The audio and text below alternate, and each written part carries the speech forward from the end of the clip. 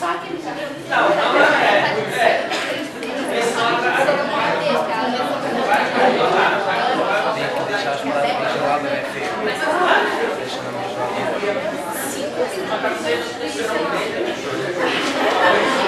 acordar 3 horas pra frente, assim, difícil. Oh, é uma dor no pâncreas imaginar isso, imagina, acordar cedo e fazer exercício. Galerinha, olha só, o negócio é o seguinte, vamos agilizar. A lei de Coulomb, eu achei muito legal, a aluna muito observadora me perguntou, professor, tá certo ali, ó, 1, 2 e 2, 1. Tu não tinha feito isso antes, é verdade? Sempre que eu vou fazer uma revisão, eu gosto de na revisão colocar um detalhezinho diferente a mais, né? Pra não ficar só revisão. Então olha só, os opostos. Por isso que eu tirei uma pontilhada e fiz a força atrativa. Só que quando tu for pra faculdade, tu precisa dar nome pra força de maneira bonita e elegante. Se essa é a carga 2 e essa é a carga 1, eu digo que essa força é a que a carga 1 fez na carga e essa é a força que a carga...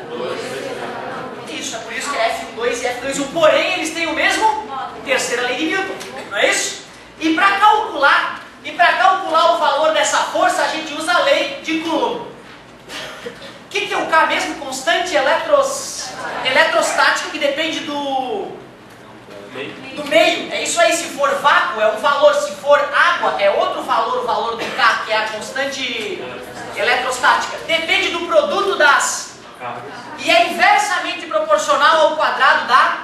Nós vimos que o Coulomb colou do Newton, a lei de atração gravitacional foi a primeira. Então quando ele estudou a lei de atração das massas e depois foi para o laboratório e verificou aquela verdade acontecendo na vida dele, ele, opa, a fórmula é a mesma, só vou mudar as letrinhas. E eu vou te confessar que ele nem chamou de K. E eu acho que ele não chamou de K para meio que disfarçar da lei de Newton. Ele chamou esse K, eu nem contei isso com outra turma, coitados. Ele chamou de K 1 sobre 4π E0. Onde o E0 é a permissividade elétrica do meio. O K é a constante e o E0 é a permissividade elétrica do meio. Né? Permissividade elétrica. Show de bola. Então tu vê, ó, o Coulomb chegou até a disfarçar a fórmula dele para não ficar parecida com a lei de atração das massas de Newton, né? E pelo que nós já conversamos algumas vezes, tu sabe que se dobra uma das cargas, dobra a força, triplica, duplica e aumenta 5 vezes. 10, né? A galera da outra sala falou sextuplica, eles decoraram da aula passada. Não, peguei os trouxas. 2 vezes 5? 10 vezes mais força. E agora eu quero ver, aumenta 6 vezes a distância. Menor. Diminui a distância em 3 vezes. 9 vezes maior a força. Está revisado a lei de Coulomb? Se eu não me engano, eu já fiz 2 vezes exemplos dessa aqui, né? No final de uma aula e no início de uma outra, certo? E aí, teoricamente, se tu tá no caminho da luz, tu já fez um também por conta própria, já pegasse a apostila e já riscasse 1 ou 2. Se não o fizesse, tem hoje à tarde como prazo final para fazer ainda e não se distanciar da luz, beleza? Então vamos lá. Eu te mostrei que em volta de uma carga elétrica existe algo invisível, que a gente chama de campo elétrico. E para desenhar o campo elétrico, a gente faz linhas de campo. Essas linhas de campo representam a trajetória de uma partícula. Ah, que bonito, tem uma galera que está manjando. Então pega uma partícula positiva e solta, ela vai ser repelida, vai ser repelida, vai ser repelida, e assim por diante. Eu não vou desenhar infinitas linhas para não me infartar, mas eu fiz algumas. É por isso que o campo elétrico em volta de uma carga positiva isolada é do tipo divergente, ou campo de afastamento. Numa carga elétrica negativa isolada, eu continuo desenhando as linhas de campo com referência numa partícula sempre positiva. Atrai. E é por isso que o campo é convergente ou de aproximação. Abre a tua apostila no volume 2, Física C. Tu vai ver que o desenho da apostila é muito mais bonito que o meu, porque é feito por programas de computador. Eu faço na mão, intuitivamente, ó. Dá uma olhada nas linhas de campo. Vale a pena lembrar que essas linhas de campo não são alucinação dos cientistas malucos, tá, gente? Essas linhas de campo, elas podem ser obtidas no laboratório. Como mesmo? Pegando uma folha de papel, botando as cargas embaixo da folha de papel e jogando ferro em pó em cima da folha. Como as partículas de ferro em pó geralmente estão eletrizadas porque foram geradas por atrito, elas acabam se alinhando em linhas muito finas, e são muitas linhas. Eu só faço algumas para representar o campo elétrico. Nós discutimos na última aula que quanto mais próximas estão as linhas de campo, mais intenso é o campo, não era isso? E quanto mais afastadas as linhas de campo, menos intenso é o campo elétrico. Tranquilo? Uma informação nova. Primeira informação nova de hoje. Muita atenção. Será que tem campo elétrico ali? Aqui tem campo elétrico? E aqui? Claro que tem. E quando a gente vai representar um campo elétrico, como nós vamos revisar aqui na definição, a gente usa um vetor, não é isso? É uma setinha, né? E aí, para onde é que será que aponta esse vetor aqui? O vetor campo elétrico que bate em cima da linha de campo, ele é sempre tangente. Então o vetor campo elétrico aqui, ó, olha, ele passa reto, tá vendo? Ele é tangente. E aqui seria como? Sempre tangente. Professor, onde é que eu já vi isso? Tu já viu isso quando tu estudou lá no primeiro ano, movimento circular uniforme? Pega a cordinha, amarra a pedrinha e sai girando. Se cortar o barbante, a cordinha, a pedra sai em linha reta, sai pela tangente. Lembra disso? Então sempre que tu for representar um vetor campo elétrico e tu tiver as linhas de campo representadas, esse vetor deve ser tangente à linha de campo. Primeiro detalhe novo da aula, hein? Detalhe bobinho. A apostila começa falando disso, volume 2. Show de bola. Vimos que essas linhas não são do além, que essas linhas podem ser vistas no laboratório, com uma experiência simples. Só que a gente precisa de uma medida matemática do campo elétrico. Vamos a ela.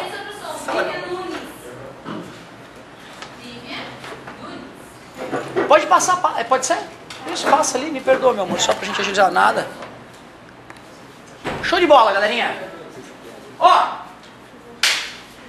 vamos usar o laboratório mais uma vez, vai ser bem rápido, hein?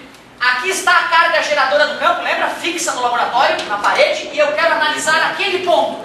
Para analisar aquele ponto, eu preciso fazer testes. Eu preciso fazer uma experiência. Eu preciso ir para o laboratório, olha que saco. Aí o cara vai lá e vai usar uma carga de teste, porque eu vou fazer um teste. Faz sentido, hein?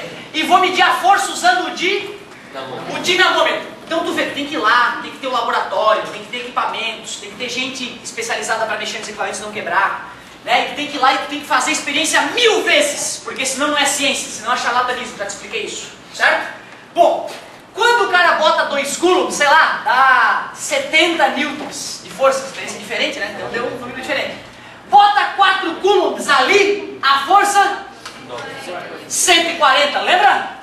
Né? Dobrou, triplicou, vai triplicar. Para os leigos parece óbvio, para o gênio de física é, descobri como é que eu vou calcular o campo elétrico. Basta pegar e dividir pela carga de teste utilizada no ponto estudado. Nesse caso, vamos supor que essa partícula é positiva. Vamos ver quanto é que calcula, quanto é que dá o campo elétrico? Pode ser, se usou 70, a carga tem que ser o 2. E na matemática profunda, 70 para 2? 35 newton por coulomb. Significado físico. Cada maldito coulomb colocado ali receberá uma força de 35 newtons. 35 newtons para cada coulomb. Para onde apontaria o vetor campo elétrico neste ponto? Aproximando-se da carga ou afastando-se da carga? Afastando, que nós acabamos de revisar que carga positiva o campo é de divergente ou de afastamento. Parabéns. E quanto vale o módulo desse vetor? 35 newton por coulomb. Acabei de medir ele para vocês, certo? Tu viu, né? Às vezes parece que eu faço uma pergunta difícil, mas é uma pergunta óbvia, só para tu ver se tu está realmente respirando, entendendo e acordado. Show de bola. Foi essa a definição, não foi? Pode falar. A fórmula C é fixa ou é só um exemplo? Essa fórmula é a definição, quer dizer, aconteça o que acontecer entre o céu e a terra, tu sempre pode usar ela. Ela nunca falha. Mas quando eles tiraram esses números, isso foi um exemplo? Não, exatamente. Tu imagina, lembra que eu até citei na primeira vez que eu falei que no laboratório daria 69,938 e o cara teria que medir 3 vezes e tirar a média dos valores que ele mediu. Certo? Aqui no laboratório virtual dá tudo redondo. Não tem nem vírgula, deu 70,0000000. Certo? Então na vida real é tudo mais chato. Tu vai pro laboratório, é um saco. O professor pede para tu fazer 10 vezes a medida. E nem é científico ainda, né? Porque estás aprendendo a mexer no laboratório. Na vida real é 1000. Tu tem que ficar um mês medindo e repetindo, documentar e publicar na revista científica. É por isso que eu te peço, vem pro lado da ciência e ignora todo o ocultismo que existe. Ignora a bobajada, brinca com a bobajada. Mas para decidir na tua vida, vai pelo lado da ciência, cara. Aí um dia, esses dias, uma professora discutindo comigo, né? Ah, não, mas muita tecnologia também não, tal, tinha que ser mais natural, não sei o quê. Mas quer ver uma coisa? Quer ver como vocês amam a ciência? Como vocês são fãs da ciência? Quem é que já tomou antibiótico mesmo? Levanta a mão. Se vocês não fossem fãs da ciência, estariam mortos. Todo mundo que já tomou um antibiótico na vida está vivo graças ao método científico. Tu tá vivo por causa da ciência, cara. E homeopatia é te matar para tentar curar a tua infecção de garganta. Tá entendendo? Astrologia ia te matar, certo? Beleza? Então o que é que salva? A ciência. Tá beleza, galera? Ciência salva as vidas. Todo antibiótico que tu toma passou por um processo científico e é por isso que ele te salva. Não é porque o fulano acha que é bom. Não. Ele foi medido, tá bom? Então vamos lá. Vamos voltar aqui. Essa definição, como toda definição, ela pode ser usada sempre. Essa fórmula aqui, ela não tem exceção. Sempre que tu souber que está atuando numa certa carga de teste, se tu faz a divisão, tu calcula o campo elétrico naquele ponto. Qual é a fraqueza dessa fórmula? A fraqueza dessa fórmula é que para poder usá-la na prática, tu tem que fazer uma experiência. Isso é um saco. Será que alguém veio calcular o campo elétrico nessa sala? Para saber se é seguro? Porque se o campo elétrico for muito violento, pode fazer mal para a tua saúde. E tem equipamentos elétricos aqui à nossa volta. Será que estamos seguros? Os fabricantes sabem, os fabricantes das lâmpadas, dos aparelhos celulares, dos condicionadores de ar, do projetor da câmera, eles sabem que esses equipamentos não geram um campo elétrico muito intenso, né? Será que eles sabem isso só devido à experiência? Ou será que tem uma outra maneira teórica de calcular sem ter que fazer experiência? Essa é a ideia, né? Tem sim. Vamos dar um jeito de criar uma fórmula para calcular campo elétrico sem fazer experiência. Foi até aqui que a gente foi na última aula. Pela definição de campo elétrico é força sobre carga. Mas, pela lei de Coulomb, nós sabemos calcular a força elétrica, concordam? Acabamos de revisar. Se eu quiser calcular uma força elétrica, eu pego a constante multiplico por uma das cargas, multiplico pela outra carga e divido pela distância. Só que pela definição de campo elétrico, eu tenho que dividir a força, que é a lei de Coulomb, que está aqui em cima, pela própria carga. Se essa é a carga 1, a carga que eu coloquei aqui é a carga... Se essa é a 1, aquela que é... Então tanto faz, né? O que importa é que uma das cargas vai ser dividida por ela mesma e um número dividido por ele mesmo dá 1. Então, a fórmula para calcular campo elétrico sem precisar fazer uma experiência, para calcular apenas teoricamente, é assim, ó. K vezes Q sobre D ao quadrado. Caramba, é tão parecido com a lei... Só que a diferença é que tem uma carga só. Com duas cargas tu calcula a força elétrica. Com uma carga só tu calcula campo elétrico. Agora pense comigo, olhando para essa fórmula, pense comigo. Aqui está a carga geradora do campo, fixa. E aqui está o ponto que eu vou estudar. Tem uma certa distância entre eles, né? E aqui essa carga tem uma carga que eu chamei de Qzão. Quero ver se tu entendeu, hein? Dobra esta carga. O que vai acontecer com o campo elétrico? Dobra, né? Mesmo raciocínio deles, né? Dobrou esse número, o resultado? Se eu pego e triplico a carga? Claro. E se eu dobro a distância? Fica 4 vezes menor, tá tranquilo? E se eu pego a distância e diminuo a 1/3 do que era? O campo fica 9 vezes maior. É só elevar ao quadrado e é o inverso. Tudo bem? Isso não faz bem, tá? Eu sei que parece que é bom, mas não é legal não. Isso distrai a colega, tá? Galera, olha só. Não é por mal, falo por bem. Nós acabamos de inventar uma maneira de... Na verdade, eu não inventei porra nenhuma, né? Eu simplesmente te avisei como é que os grandes cientistas criaram a ideia para calcular o campo elétrico gerado por uma carga. E eu não tinha dado título para essa fórmula, tá? Agora eu estou dando título, ó. O título dessa fórmula é campo elétrico, era para ser elétrico, certo? Campo elétrico gerado por uma carga. E aquela outra fórmula é a definição de campo elétrico, beleza? Cuidado, ó. Essa fórmula aqui tu pode fechar o olho e usar sempre que tu quiser. Essa aqui não. Essa aqui é o campo elétrico gerado apenas por uma. E se forem duas, professor, aí é diferente. Se forem duas, eu vou fazer um exemplo para ti, que é o que vai cair na tua prova. A tua bimestral 1, essa questão que eu vou fazer agora, vai cair na tua prova. Estamos combinados? Então vamos lá. Vou fazer a questão. Olha que bonitinha a questão. Olha que meiga.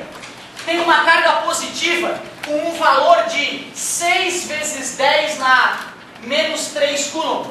E uma carga negativa cujo valor é menos 8 vezes 10 na menos 3 coulomb. Tudo bem até aqui? Essas cargas estão a uma mesma distância de um ponto G, 3 metros. Ambas as cargas estão a 3 metros do ponto G. E na prova eu vou te perguntar, qual é o módulo do vetor campo elétrico? Qual é o módulo do vetor campo elétrico atuando no ponto G? Ô gente, tudo bem que campo elétrico é uma grandeza nova para vocês. Acabou de nascer na tua vida o campo elétrico. Porém, vetor tu já tem alguma noção, né? Concorda comigo? E pelo que a gente acabou de rever, faz com o dedinho para onde aponta o vetor campo elétrico que essa partícula gera no ponto G. Isso, para lá, né? Aqui, horizontal para a direita, né? Vou chamar de E1, campo elétrico gerado pela partícula 1. Tudo bem? Dá para calcular esse vetor? Dá, né? Com essa fórmula nova que a gente acabou de ver aqui. Quer dizer, nós vimos no final da aula passada, né? Mas hoje revimos. Faz com o dedinho o campo elétrico que essa partícula gera no ponto G. Claro, ela é negativa, então o campo é de aproximação, concorda comigo? Esse é o E2. E se eu quiser calcular o campo elétrico resultante, o que eu faço? Somos vetores pontilhada paralela e desenha o vetor resultante. Como é que eu vou calcular o vetor campo elétrico resultante a partir de E1 e E2? Porque não é só somar, né? Pitágoras, parabéns, na outra sala demorou um pouquinho mais. Campo elétrico resultante ao quadrado, tudo bem se eu botar esse cara aqui em forma de triângulo retângulo? A hipotenusa ao quadrado é igual à soma dos quadrados dos catetos. Então tu vê, o que é difícil quando são mais de uma carga é fazer a soma vetorial. Porque calcular o campo elétrico é só usar a formuleta. Me ajuda, por favor. Campo elétrico gerado pela carga 1. Ah, esqueci de avisar o K, né? Na outra turma eu revisei quanto é que era o valor do K. Alguém já decorou o valor do K? 9 vezes 10 na 9. É o K de que material, gente?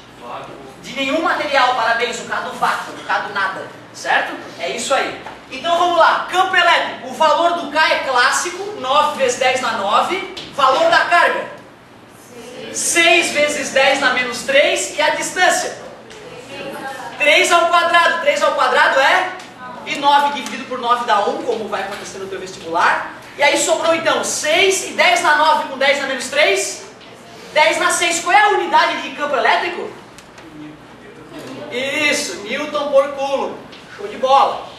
Foi muito difícil calcular o campo elétrico gerado por uma das cargas? Não, né? Então nós podemos repetir o processo e calcular o campo elétrico gerado pela outra carga. Vou fazer aqui mesmo. E2 é igual, me ajuda. Constante eletrostática, 9 vezes 10 na 9. A carga só que é em módulo, concorda comigo? Então o menos não vai nos preocupar não. Dividido, só substituímos os dados. Campo elétrico gerado pela carga 2. 9 dividido por 9, 1. Módulo de menos 8. 8 e 10 na 9 com 10 na menos 6. Eu fiz alguma coisa errada aqui? Não, né? Tá tudo ok? Ah, aqui eu coloquei errado, né? É 10 na menos 3. Olha o perigo, hein? 10 na 9 com 10 na menos 3. 10 na 6. Unidade, por favor. Newton por Coulomb. Agora que eu sei quanto esse vetor vale e quanto esse vetor vale, dá para calcular o resultante? Tu conhece aquele triângulo famoso, 3, 4, 5, triângulo pitagórico? E tem aquele outro que é 6, 8, 10. Olha só quem são os catetos. 6 e 8. Quanto é que vai ser a resultante? 10 vezes 10 na 6. Claro que nós vamos se divertir com a matemática aqui, né? Mas já dá para perceber qual é a resposta sem fazer a conta. Quem é o E1? Deixa eu ver. 6 vezes 10 na 6 ao quadrado. Quem é o E2? 8 vezes 10 na 6 ao quadrado. Campo elétrico resultante ao quadrado fica 6 vezes 6. 10 na 6 ao quadrado. 10 na 12. É só multiplicar os expoentes. 8 vezes 8. 10 na 6 ao quadrado. 10 na 12. 36 vezes 10 na 12 mais 64 vezes 10 na 12. 100 vezes 10 na 12. Ao quadrado passa para o outro lado. Na verdade é mais ou menos a raiz, né? Só que o menos não faz sentido porque é um vetor que nós estamos procurando, né? Então vai ficar 100 vezes 10 na 12. Raiz de 100. 10. Era ou não era o que a gente previa? E raiz de 10 na 12? 10 na 6, porque a gente divide o expoente pelo índice da raiz, né? 12 dividido por 2, 6. Unidade, por favor. Newton por coulomb. Na turma A, eu fiz números diferentes, mas exatamente o mesmo problema. E na tua prova não vai ser nem os números que eu fiz lá, nem os números que eu fiz aqui. Eu simplesmente vou trocar os números, mas vai ter essa questão do vestibular. Essa questão é considerada de nível médio para campo elétrico. Não é a top ainda, mas ela já é nível médio. Nível médio porque, além de calcular campo elétrico, tem que ter uma noção mínima de vetor, né? Saber desenhar o vetor e saber fazer um Pitágoras ali, certo? Tu vê, cara, tu imagina se essa questão cai no vestibular só pedindo módulo, já dá mais de 50% de erro, sem sombra de dúvida. Se é uma questão discursiva, que pede inclusive para representar o vetor desenhando como eu fiz, meu Deus, dá 10% de acerto. E tu vê, nem é a top, é a média.